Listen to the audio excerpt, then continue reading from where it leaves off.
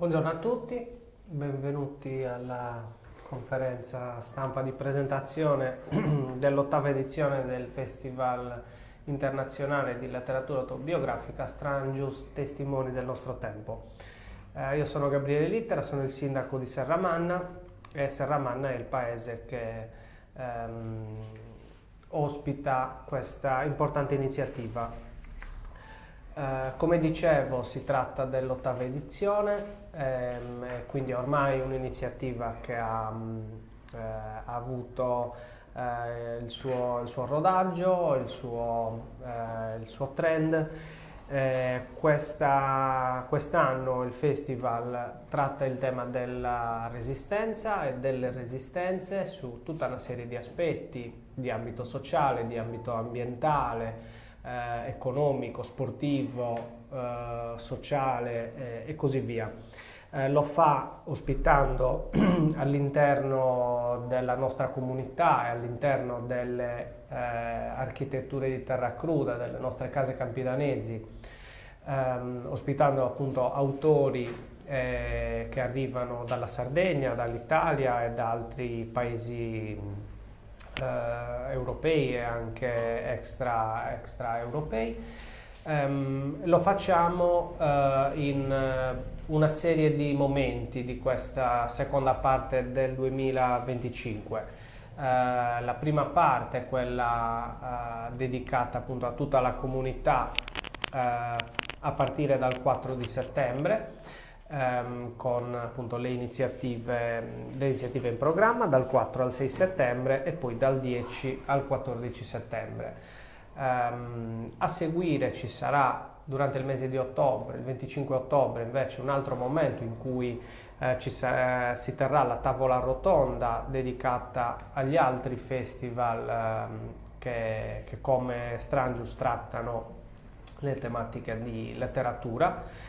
E invece un terzo momento ci sarà durante il mese di novembre con la edizione, anche questa ormai consueta, di Strangius a scuola, per cui col coinvolgimento di tutte le scuole di ogni ordine e grado, dall'infanzia fino alle scuole del centro provinciale per l'istruzione degli adulti, e anche in questo caso appunto ospitando tanti autori sia nel contesto scolastico sia anche fuori da quel contesto in occasioni aperte alla comunità. Il festival è ormai una iniziativa che attorno al suo nucleo forte, quindi alla letteratura autobiografica, ha costruito e ha sviluppato anche tanto altro, per cui si confermano anche quest'anno due premi appunto dedicati a due figure rilevanti del panorama culturale della nostra comunità di Serramanna, quindi il premio Franco Puzzolo, storico vignettista, e il premio Vico Mossa, anche lui celebre architetto e intellettuale del Novecento. Oltre questi premi ci saranno le consuete mostre in altri spazi della cultura del nostro comune, della nostra comunità, e durante le iniziative appunto di presentazione dei libri, di dibattito e di confronto con gli autori continuerà a esserci una sessione artistica dal vivo da parte appunto degli artisti locali, coordinati sempre da un'altra figura che ormai fa parte dello staff storico del festival. Questo festival è, come dicevo, promosso, sostenuto, finanziato dal Comune di Serramanna, è organizzato in collaborazione con l'Associazione Internazionale Città della Terra Cruda. Ha il sostegno anche dell'Unione dei Comuni Terre del Campidano e il sostegno finanziario rilevante da parte dell'assessorato alla pubblica istruzione e beni culturali della Regione Sardegna. Anche quest'anno infatti è stato presentato il progetto, si è partecipati al bando appunto regionale e il festival ha ottenuto un risultato lusinghiero. per cui ovviamente ringraziamo tutti gli enti che sostengono e supportano questa iniziativa nel corso degli anni, compreso questo, colgo l'occasione ovviamente per ringraziare anche tutte le persone sia direttamente coinvolte nell'organizzazione, come il direttore artistico Giuseppe Manias, la responsabile della comunicazione Deborah Succa, ma anche tutte quelle persone che per il tramite della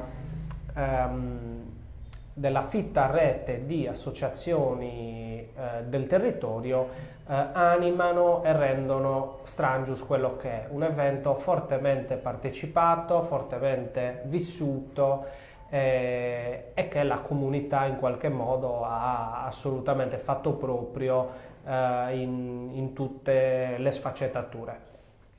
Per cui insomma c'è tanto da vedere, tanto da ascoltare, tante occasioni interessantissime con ospiti di primo piano. Non resta che dire a tutti: non mancate, vi aspettiamo a questa nuova edizione. Lascio la parola adesso al direttore artistico, al collega, all'assessore alla cultura Giovanni Maccioni per un suo intervento. Grazie, buongiorno a tutti e a tutte, grazie al signor Sindaco. Chiaramente c'è poco da aggiungere per quanto mi riguarda. Volevo ribadire il fatto che questo festival è un festival partecipato nella sua organizzazione veramente da tutte quelle che sono le realtà presenti nel territorio, quindi ci sono diverse associazioni coinvolte, ma volevo insomma aggiungere il fatto che anche tutti i coordinatori, cioè tutte quelle persone che accompagneranno gli autori nella presentazione delle loro opere, anche queste sono tutte persone locali, quindi sono tutte persone di Serramanna che insomma dalla prima edizione sono coinvolti in questo tipo di attività. E come diceva il sindaco, le presentazioni si fanno presso le case in terra cruda, quindi grazie a questa collaborazione con l'associazione internazionale della terra cruda. E appunto dicevo, queste presentazioni si fanno nelle case, nei giardini, nelle lolas delle case in terra cruda. Quest'anno avremo come si dice, delle new entry, quindi avremo qualche novità e avremo qualche nuovo spazio che presenteremo ai cittadini serramanesi e a chi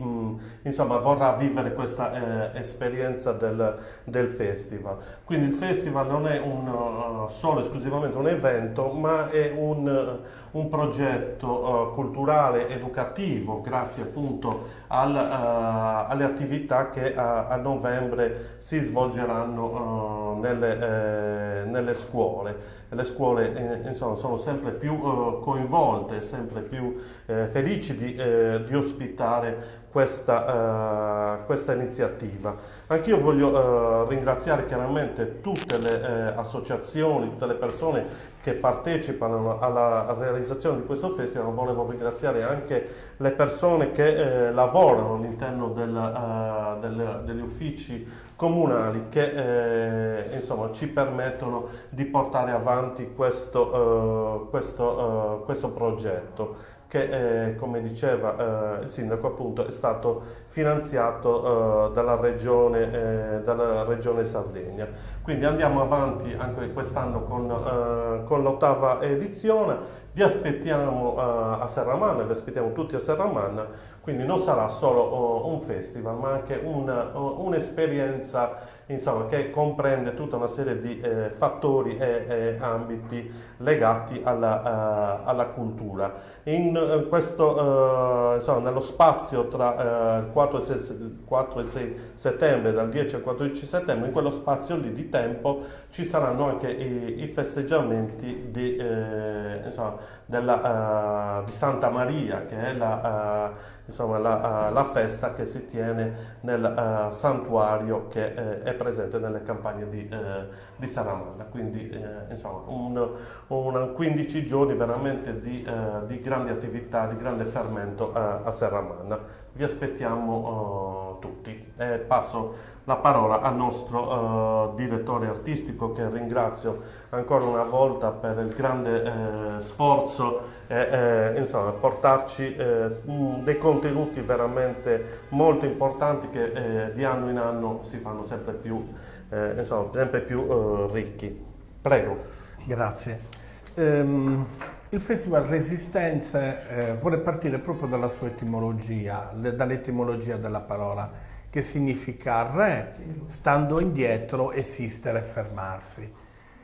Ed è una frase di Sandro Pertini, partigiano, presidente della Repubblica, indimenticato e indimenticabile perché con la sua presidenza si riparlò in Italia di resistenza, cioè quel periodo della nostra storia in cui gli italiani si schierarono da una parte. E lui diceva questa frase: io non mi sento un eroe, sono solo un uomo che ha detto di no. E questa frase di Pertini è diciamo la frase manifesto di ogni nostra scelta in ogni nostro tema. Incominciamo il 4 settembre col parlare della resistenza delle madri. E abbiamo due figure di madri. Una, quella di Felicia Impastato, la mamma di Peppino Impastato, che viene descritta in un libro da Felicia a Felicia, ricordando tutta la sua battaglia per riconoscere il valore del figlio. E l'altra è Teresa Manes, il cui figlio Andrea Spezzacatena, vittimo di cyberbullismo, lei si batte ancora oggi per, dice lei, insegnare la gentilezza, cioè per far sì che la morte del figlio non sia dimenticata e che possa essere importante per le giovani generazioni capire quello, e anche quello è una forma di resistenza. Ricordo che poi il suo libro è stato tratto l'anno scorso, un film, Il ragazzo dai pantaloni rosa. Ringraziamo i proprietari delle case, incominciamo appunto da Riccardo Fadda, che ci ospiterà il primo giorno, il 4 settembre, in questa bellissima casa ristrutturata che si chiama Casa Rifa. I due interventi, quello di Felicia Vitale Impastato, come diceva benissimo l'assessore, verrà coordinata da persone del posto e da una giovane, Valeria Melis, mentre Teresa Manes verrà invece coordinata da Alessio Onnis. Le associazioni tengono vive le mostre e una di loro, appunto l'associazione Il Pungolo, curerà il primo reading del nostro festival. La seconda giornata sarà il 5 e saremo ospiti in un'altra casa, la casa Boassa, con la signora Martina Boassa, che ormai è 7 anni che ospita ininterrottamente il festival e per molti anni lo ha anche aperto, e il tema di quella giornata invece è resistere per l'ambiente. E abbiamo due ospiti d'eccezione. Uno, Vittorino Mason, giornalista, anche poeta. Chi leggerà il libro vedrà quanta poesia c'è nel suo libro, scalatore, operatore culturale, che ha fatto un libro, Parla col bosco, dialoghi e meditazioni con gli alberi, che è proprio appunto la storia di questi alberi che ci sono tra il Trentino e il Veneto, ma è anche un autore che ama molto la Sardegna, tanto che nella copertina del suo libro c'è un leccio, un leccio sardo. E quindi insomma avremo anche questa situazione. Verrà coordinato da Manuela Orru. L'altro incontro invece è un incontro appunto di resistenza e notiamo spesso in TV i ragazzi di Ultima Generazione. Daremo spazio al loro libro Ultima Generazione, disobbedienza civile e resistenza climatica, edito Tron, con uno dei loro portavoce che è Tommaso Iuas. Coordinerà l'incontro una giovane di Serramanna che è Elisabetta Frongia. Il reading sarà a cura di Nicola Cireddu. Il sabato 6 avremo un'altra invece serata e il tema della giornata sarà resistere alle ingiustizie. Abbiamo due personaggi noti e molto importanti. Il primo, forse un po' meno noto, ma di una forza di carattere eccezionale, è Renato Franco Natale. Il suo libro si chiama Io casalese che non sono altro, storia di resistenza e di riscatto. Sindaco di Casal di Principe per 10 anni, se non è resistente lui. Sindaco quando ancora in vita Don Peppe Diana, di cui lui era intimo amico, viene ucciso, quindi si dimette per poi ridiventare gli ultimi 10 anni passati sindaco appunto di questo paese, che è il paese dei casalesi. Da un processo Spartacus si vede come lui che andava in bicicletta volevano ammazzarlo in un finto incidente d'auto. È un personaggio che racconterà la sua storia, che racconterà quei territori e che ci aiuterà a capirli meglio. Verrà coordinato da Ilenia Perra. L'altro incontro è un personaggio notissimo, Luca Casarini, ce lo ricordiamo sin dal 2001 col G8 e adesso è uno degli armatori di Mediterranea. L'anno scorso noi abbiamo avuto Alessandro Metz che insieme a Beppe Caccia e appunto Luca Casarini sono gli animatori armatori di quella spedizione. E presenterà il libro Edito Feltrinelli, La cospirazione del bene, coordinato da Federica Assorgia, la cui prefazione di questo libro tra l'altro è di Papa Francesco. A giorni faremo sapere il titolo e chi si occuperà del reading. Quindi la pausa Santa Maria. Sulla pausa Santa Maria è una cosa su cui non abbiamo avuto nessun dubbio, un festival in cui è fatto dai serramannesi, per i serramannesi, con i serramannesi non può non considerare la cultura intima e la fede intima della popolazione in cui ci basiamo. Noi lavoriamo lì, facciamo il nostro festival lì e quindi chiudere per 3 giorni il festival è una situazione di rispetto nei confronti non solo del fattore religioso ma appunto della popolazione. E quindi non abbiamo avuto dubbi sul fatto di riprendere il 10 e riprenderemo con la resistenza della poesia, con 2 nomi di altissimo valore e livello della poesia internazionale. Uno è Michel Cassir, poeta che vive in Francia, ma nato ad Alessandria d'Egitto e libanese, che presenterà la poesia E il tuo doppio. E l'altro, una grande poetessa famosissima, notissima, Maram al-Masri, che è una poetessa siriana che anch'essa vive in Francia. Presenteremo vari testi, ma evidenzieremo anche il ritorno di Vallada, che è l'ultimo libro edito di un'altra eccellenza italiana che molti non conoscono. C'è in Italia, in un paese del Salernitano, Baronissi, un editore che da 30 anni pubblica i più importanti poeti internazionali in lingua italiana. Questo editore si chiama Casa della Poesia e avremo l'opportunità di avere Raffaella Marzano e Sergio Liagulli che sono gli editori. Raffaella Marzano che è anche traduttrice, quindi ci aiuterà in questi nostri dialoghi. Il reading sarà a cura dell'associazione musicale Giuseppe Verdi di Serramanna. Ecco, queste associazioni, il Pungolo, l'associazione musicale Verdi di Serramanna, l'associazione Tradizioni Popolari, bravo, sono e non solo, ma anche quelle che in passato ci hanno aiutato, anche la PS Kairos, ho indovinato l'accento, aspetta, la PS Kairos, altrimenti c'è subito il reprimendo, no, scherzo, è davvero... L'associazione sportiva, c'è l'associazione sportiva con dei ragazzi differenti, che ci aiutano, speciali, che ci aiutano nell'allestimento delle cose, sono l'anima di questo festival. La terza giornata la dedichiamo alla storia, si chiama Terza giornata, 80 puntini puntini di 80 di resistenza, 80 voglia di 80 di resistenza.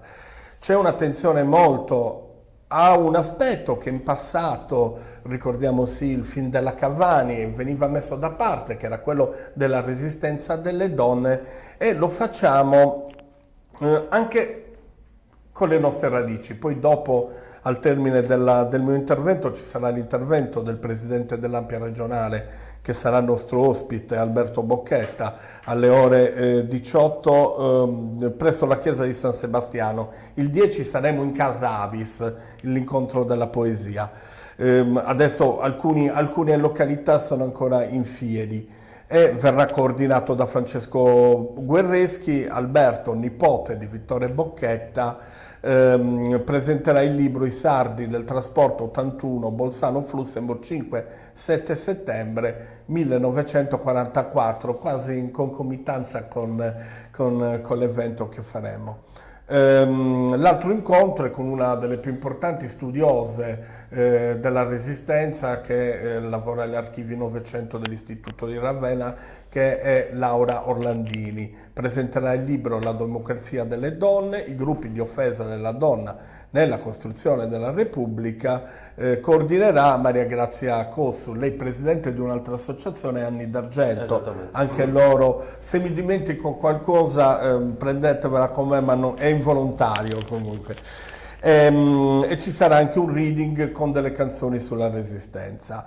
Il venerdì 12 settembre diamo uno spazio ai sardi resistenti, o meglio uno spazio a Sardegna di persone che hanno avuto che hanno fatto delle cose molto particolari, o che comunque oggi fanno dei lavori che analizzano molto la costante resistenziale. Uno di questi è Francesco Casula, che presenterà il suo libro Controstoria della Sardegna e che verrà coordinato da Michela Rigi. E poi c'è un personaggio che molti sardi non conoscono, ma che è sardo, vissuto a Cagliari, che è un 89enne magistrato, ma presidente della Corte d'Appello, amico di Don Milani, un cattolico molto fedele agli insegnamenti di Don Milani, che si chiama Beniamino Deida, ma è un magistrato importante, togliere la spina per la figlia, e quindi un magistrato che ha vissuto e che ha saputo dire anche no a tanti ministri e anche a tante pressioni di tipo politico. Il reading sarà a cura della PS Kairos. Ma adesso mi stavo confondendo io. Il giorno verrà consegnato, ci sarà la consegna del premio letterario Franco Puzzolu, testimone dell'identità sarda. Sabato 13 settembre, se noi quando pensiamo a atti rivoluzionari, certe volte notiamo nei giornali i velocisti americani che alzano la mano con il pugno chiuso alle Olimpiadi in Messico. E ci sono atti di resistenza attraverso lo sport. Alcuni anche si utilizza questa parola resilienza, che a me non piace molto, ma comunque di resistenza anche quella, il fatto di dire di no certe volte anche al proprio destino. Abbiamo un incontro con un personaggio rivoluzionario che fu davvero una grande rivoluzionaria, una tennista professionista, si chiama Monica Giorgi, ha 80 anni, è informissima, vi posso assicurare, e verrà con la scrittrice che si chiama Serena Marchi. Serena Marchi è una grandissima scrittrice, ha scritto un libro su Valbusa, un libro di sport bellissimo, e si è voluta chiamare anche ovviamente l'autrice, non solo perché è bravissima, ma perché secondo me ha senso in un ambiente, quello del giornalismo sportivo, che secondo me, mi prendo io tutti gli strali dopo, uno degli ambienti più maschilisti in assoluto, in cui le donne certe volte servono solo per la loro apparenza. Serena Marchi è una che scrive benissimo e ha fatto con Monica Giorgi, che era considerata l'intellettuale rivoluzionaria all'epoca dei tennisti. Vi racconto un fatto: in piena apartheid, siamo in Sudafrica, Monica Giorgi si mette una maglietta, nella maglietta ci sono dei piedini piccolini bianchi e dietro 2 piedoni neri. Vi faccio capire a che cosa intendesse. Ovviamente verrà scarificata, apriti cielo, però era un segno forte e di grande coraggio, ecco, dire di no. Loro saranno i primi ospiti, verranno coordinati da Maria Grazia Medda. Saremo nella casa campidanese di Alessionis, che lui, la famiglia, mi sento di ringraziare personalmente, anche perché dalla prima edizione che ci dà una grandissima mano d'aiuto, capace anche di andare a prendere gli ospiti, insomma coordina, se c'è bisogno di suona la chitarra, super coinvolto, e quindi mi sento in una casa tra l'altro tra le più belle, molto ben ristrutturata e molto ben adattata al nostro, come si chiama, al nostro punto. E un altro incontro sarà quello con Ian McKinley. Ian McKinley è uno dei più grandi rugbisti della sua epoca, solo in uno scontro di rugby irlandese. Lui è irlandese, perde la vista a un occhio. A questo punto non può più giocare a rugby. Lui arriva in Italia, incomincia a riprendere a giocare in rugby con l'aiuto di occhiali particolari, speciali. Diventa giocatore di Udine, gioca nel Benetton, gioca nelle Zebre e dopo 3 anni in Italia gioca anche nella nazionale italiana.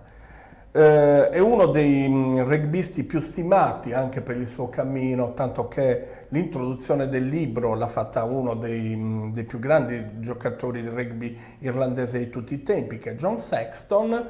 Il libro, che è edito dall'editoriale Santelli, verrà coordinato da Fanny Cubeddu, che presenterà anche tutte le altre serate tranne quella. Anche Fanny col compagno Nicola Porcedo danno sempre una grandissima mano d'aiuto alla riuscita di questo festival. Concluderemo la domenica con il tema giornata Resistere per un mondo migliore. E ci sono 2 personaggi. Il primo libro si chiama Economia sabbatica per una destinazione universale dei beni ed è scritto da Giulio Guarini, che sarà il nostro ospite, ma a 4 mani, con un grande interprete del volere un mondo migliore, che è Alex Zanotelli. Alex Zanotelli purtroppo per l'età, per le possibilità, non potrà essere con noi, ma ci sarà Giulio Guarini. Quando pensiamo a un mondo migliore, pensiamo alle rivoluzioni che si volevano fare e non possiamo non pensare al 68. E sarà il nostro ospite, che chiuderà appunto il festival nel sagrato della chiesa di San Leonardo, Mario Capanna, storico leader del 68, fondatore di come si chiama, di Democrazia Proletaria, uno degli esponenti, che presenterà un libro, Palestina-Israele. Lui è stato anche biografo di Arafat. Vorrei anche ringraziare, ma affinché anche voi possiate ammirare, la nostra locandina e la nostra grafica, a cura di Luca Crippa, che rimane per noi davvero un'icona bellissima quest'anno, con queste catene che si cerca di spaccare. A proposito di Israele e Palestina, avremo una bellissima mostra a cura di Francesco Virdis, che faremo nella chiesa di San Sebastiano, una chiesa sconsacrata bellissima. Francesco Virdis già da parecchi anni collabora con noi, ma è anche lì il personaggio che è autore di questa mostra, è un personaggio davvero resistente, un grande personaggio. Quando si pensa al muralismo politico in Sardegna si pensa a Orgosolo. Molti non sanno che però chi ha fatto quei murales non è sardo, ma è senese, che arriva a 20 anni a insegnare alle scuole medie a Orgosolo, in pieno banditismo, nel 1965. Si chiama Francesco Del Casino. Noi ci onoriamo come Strangios che Francesco Del Casino ha curato 36 tavole, piccole tavole, in cui Antonio Gramsci con una capretta va a Gaza. Questa storia che verrà allestita da Francesco Virdis si chiama Vivo sono partigiano, riprendendo il testo di Antonio Gramsci del 1917, Indifferenti, presente nella città futura, Nino a Gaza. E questa mostra la si può vedere, la si potrà ammirare dal 4 al 14 e poi casomai vediamo se ci sono, se più questo insomma vedremo se soprattutto insomma, sì. Per le scuole insomma, esatto. Casomai almeno una settimana, sì, infatti. E anche lì sulle mostre ringrazio sempre l'associazione Il Pungolo che ci dà l'assistenza necessaria per poterle aprire. L'altra mostra invece è una mostra curata dall'Associazione Tradizioni Popolari che è intitolata Strangius a Strangius ed è davvero una mostra anche molto curiosa e particolare perché ha come sottotitolo Resistere al tempo e alle mode. Loro hanno notato molte foto di abbigliamenti tradizionali non di Serramanna utilizzati però a Serramanna e quindi faranno questa mostra che sarà fotografica ma coadiuvata anche dagli abbigliamenti tradizionali di altri posti per queste giornate. Poi ci saranno successivamente, prima di Strangius a scuola, che sarà dal 10 al 15 di novembre, di cui adesso non anticipiamo, ci saranno altre mostre.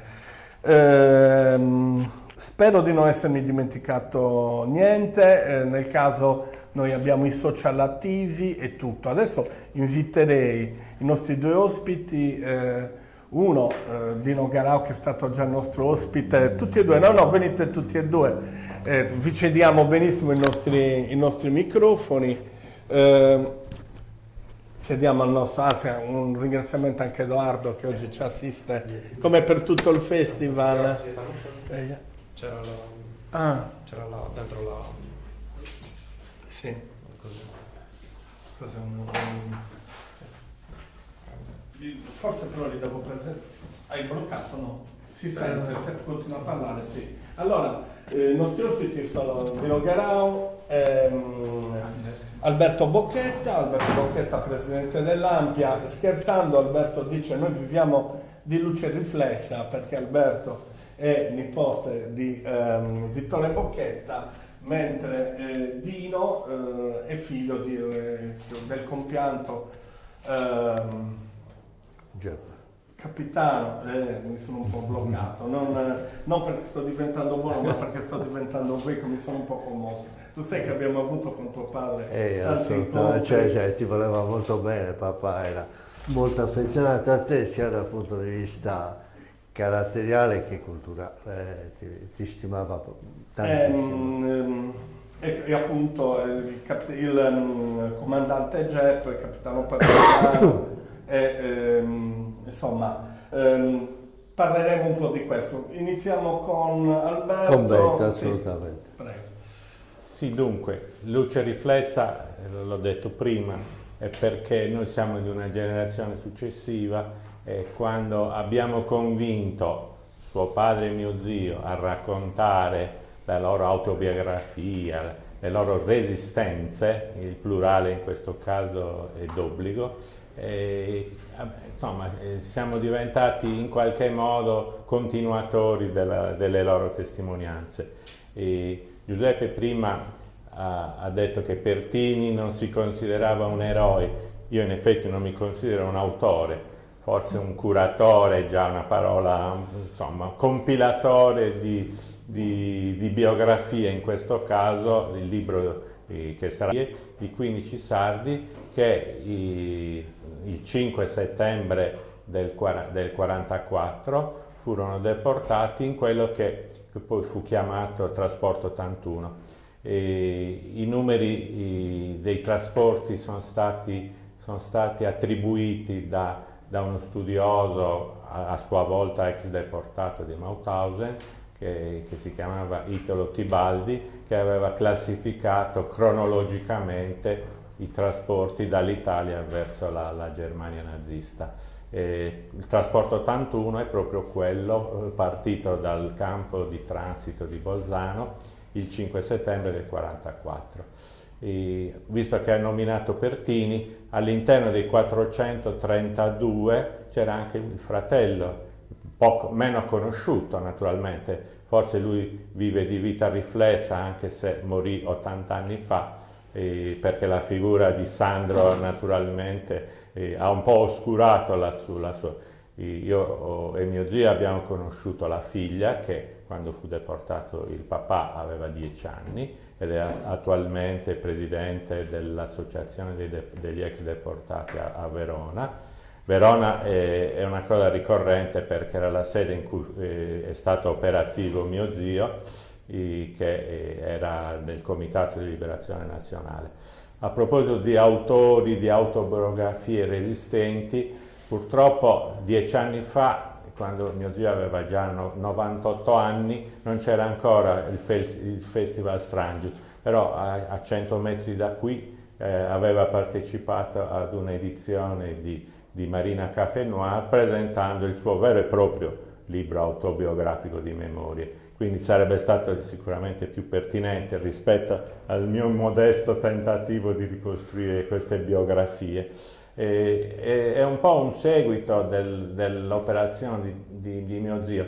Mio zio era anche scultore, c'è una sua opera che si chiama Ohne Namen, che in tedesco vuol dire senza nomi, che è ubicata nel sito dove c'era l'ultimo campo di concentramento in cui è stato lui, a Hersbruck in Baviera. Ohne Namen vuol dire senza nomi, quindi l'idea è il tentativo di ridare il nome a tutti i deportati che una volta arrivati a Flossenburg, che era il campo di prima destinazione del loro trasporto, perdevano il nome, l'identità, insomma, venivano denudati e quindi si perdevano l'identità.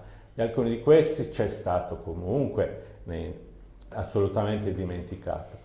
Dei 15 sardi non tutti erano conosciuti, 2 in particolare sono stati in qualche modo ricordati.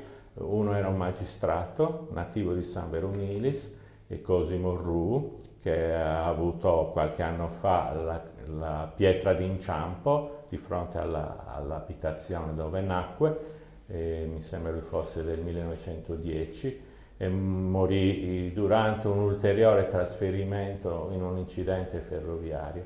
Insieme a lui c'era un altro magistrato di Sassari, a cui quest'anno, o forse insomma nei mesi prossimi, dedicheremo a sua volta una pietra d'inciampo, che sono arrivate ieri dalla Germania.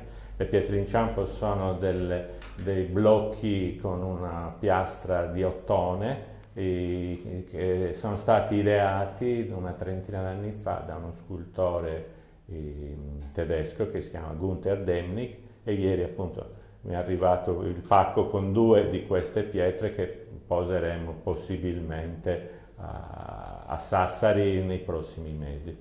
Quanto ai 15 del trasporto 81, sono espressioni di resistenze, perché naturalmente la resistenza in Sardegna si considera durata un giorno, il 9 settembre del 1943.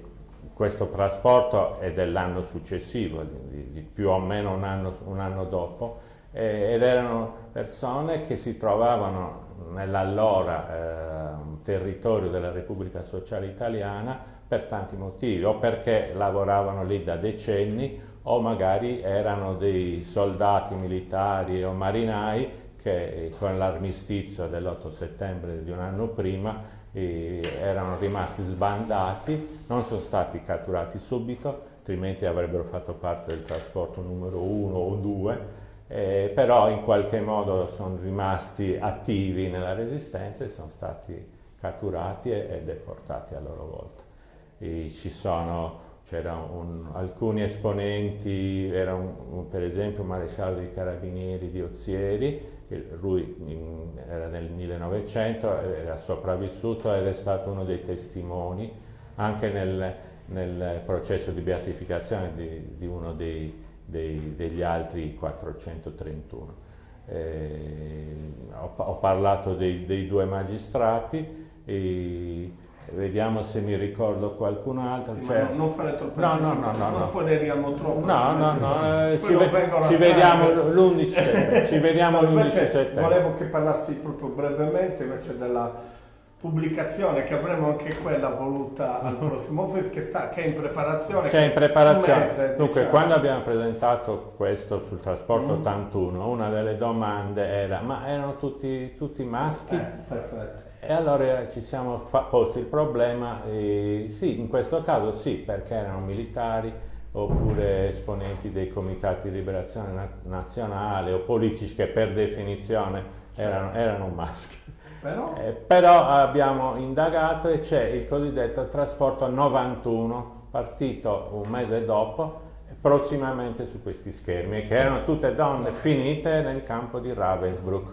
Lo portiamo alla prossima edizione.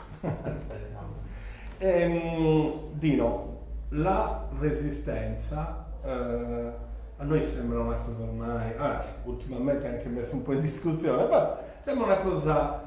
Ma per tuo padre è stato facile al rientro dire di essere partigiano? Assolutamente no, e per due motivi. Il primo motivo è che la resistenza in Sardegna non era conosciuta, non si conosceva l'entità morale di quel movimento, e per cui veniva trattato e veniva visto come un personaggio un po' da storiella, da barzelletta, e come gli amici lo vedevano arrivare nei vari punti di ritrovo, lo appellavano stare ribellis eroi, e un po' veniva denigrato. Inoltre il rientro di mio babbo fu costellato da un arresto che faceva parte di quello strascico dell'Italia post-liberazione, dove gli organi, le istituzioni dello Stato erano ancora pervasi dai fascisti che avevano portato avanti il ventennio. Papà infatti fu arrestato con l'accusa, che poi si risultò infondata, di aver partecipato a un omicidio di un dentista fascista nel Modenese. E fu appunto un poliziotto sardo, il dottor Savastano, che faceva parte all'epoca a sua volta della polizia fascista e che continuava a far parte della polizia repubblicana, che trovò le prove per cui papà, il giorno dell'omicidio di cui era accusato, si trovava a Cagliari. Uno dei motivi che ha preso di più nell'organizzazione di questo festival di Registangelo sono appunto i titoli che Beppe riesce a dare. Io partecipai assieme a Walter come ospite del festival nel 2022, il tema era rifiuti. Appunto dai rifiuti della società di allora è nata la Resistenza e la Liberazione d'Italia. Oggi il tema è resistenze. In uno dei discorsi che papà fece nel primo consiglio comunale di Spilamberto, la cittadina che liberò e di cui face parte, era questo: la guerra non è finita, ormai inizia un'altra guerra, quella di educare le genti e le popolazioni alla democrazia che non conoscono. E anche oggi la resistenza non è finita. Io ho la resistenza alla maleducazione, la resistenza al vilipendio delle istituzioni, la resistenza alla violenza, la resistenza all'intolleranza, e chi più ne ha più ne mette. Questo è il nostro compito. Il nostro compito di quelli che furono testimoni, figli degli eroi della Resistenza, come me, è quello di trasmettere quel messaggio etico e morale che quei ragazzi acquisirono durante la lotta di liberazione. Io mi sento appunto di continuare a portare il messaggio che mio babbo mi ha lasciato, che maturò appunto in quegli anni eroici, Un messaggio dove appunto la maleducazione era bandita, dove la solidarietà era un fatto qualificante e dove appunto si dovevano fare le scelte. Il nostro compito oggi è quello di educare le persone a fare le scelte giuste. Le scelte giuste sono quelle contro la prepotenza, contro la violenza, contro le discriminazioni, intolleranze e chi più ne ha più ne metta. Questo è il compito di chi ha vissuto con questi eroi e da questi eroi come spugne hanno assorbito quei valori e io mi sento in dovere di continuare a portarli avanti. Grazie. Concludiamo questa nostra conferenza stampa leggendo i 3 temi, perché noi come ogni anno chi viene al festival sceglie da una terna il titolo e il tema per l'anno prossimo. I 3 temi sono: il primo, insegnamenti tra elementari, spirituali, buoni e cattivi maestri; il secondo è terra, sostentamento, tradizione, protezione, arte e bellezza; il terzo è l'arte della guerra, strategie, vittimi, vincitori e vinti.